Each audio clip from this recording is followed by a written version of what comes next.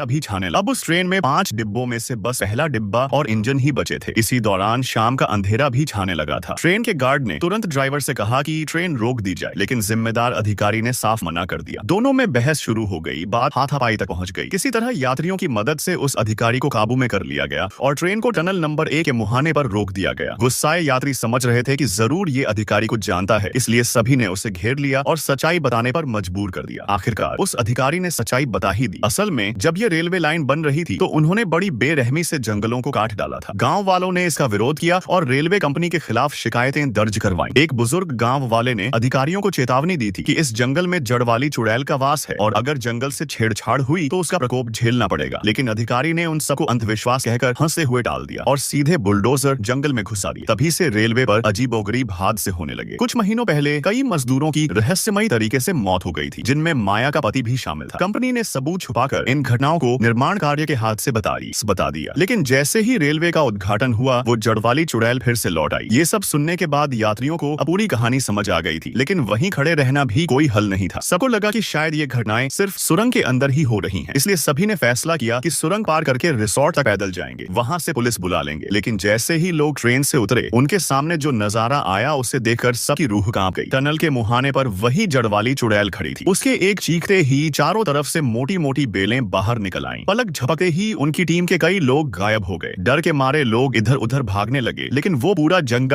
पूरा जंगल उसी चुड़ैल का इलाका था। भागकर जाते भी तो जाते कहां? जो भी अलग हुआ वो पेड़ों की जड़ों में खींच लिया गया। ट्रेन में छुपे उस अधिकारी का भी वही हश्र हुआ। जड़वाली चुड़ैल ने उसके सिर को पकड़ा और देखते ही देखते वो पूरा का पूरा सूख कर मर गया। पूरे जंगल में सिर्फ चीख पुकार गूंज रही थी। माया और सिया एक कोने में छुपकर कांप रही थी। तभी अचानक सिया ने पीछे मुड़कर देखा तो उसके होश उड़ गए। उसके बगल में खड़ी माया अब कोई औरत नहीं बल्कि वही चुड़ैल बन चुकी थी। डरी हुई सिया भागना चाहती थी, लेकिन तभी उसे महसूस हुआ कि उसके पैरों में कुछ फंसा हुआ है। नीचे देखा तो पता चला उसके पूरे शरीर में बेलें लिपटी हुई थी और तभी उसे माया की आवाज सुनाई दी। उसने ऊपर देखा, माया अब एक पेड़ में बदल चुकी थी। वो पेड़ माया का पूरा जीवन रस खींच रहा था। कुछ ही सेकंड में माया का शरीर उस पेड़ का हिस्सा बन गया। इसी बीच सुरंग में भी भयंकर भूस्खलन हो गया। जो यात्री मारे गए थे उनकी लाशें भी पेड़ों में बदल गईं और वो सब मिलकर रेलवे ट्रैक को पूरी तरह ब्लॉक कर चुके थे। सिया को लगा अब उसकी भी बारी है, मगर तभी अचानक उसके पैरों से सारी बेलें गायब हो गईं। जड़वाली चुड़ैल ने उसे एक भयानक नजर से देखा और फिर अगले ही पल वो पूरी तरह गायब हो गई, जंगल के सन्नाटे में खोकर।